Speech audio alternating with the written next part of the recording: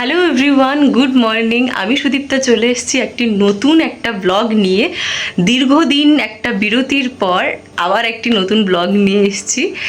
আজকে তোমাদের সাথে শেয়ার করব একটা খুবই হেলদি একটা ব্রেকফাস্ট, যেটা আমার ভীষণই পছন্দের। বলতে গেলে খুব খুব ভালো লাগে খেতে। তো চলো শুরু করি ব্লগটা।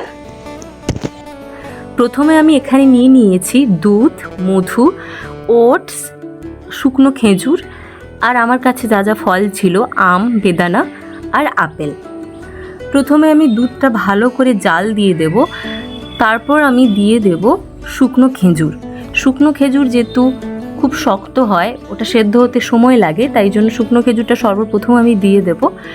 শুকনো খেজুরটা একটু সেদ্ধ হয়ে এলে তারপর দিয়ে দেব ওটস।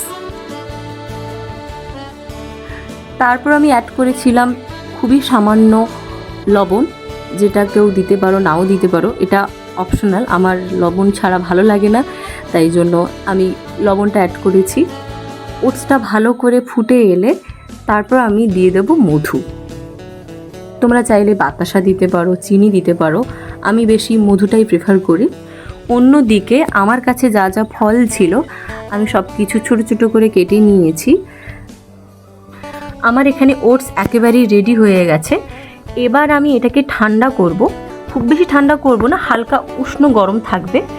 তাড়াতাড়ি ঠান্ডা হওয়ার জন্য আমি জল নিয়েছি, তার ওপর আমি বসিয়ে দেব।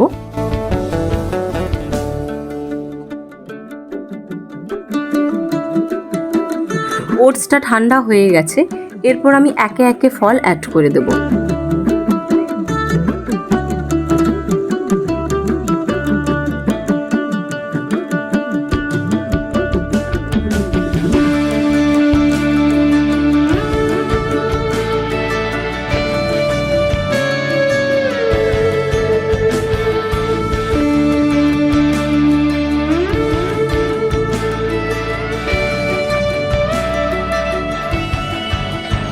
এখানে আমার হেলদি ব্রেকফাস্ট একেবারেই রেডি।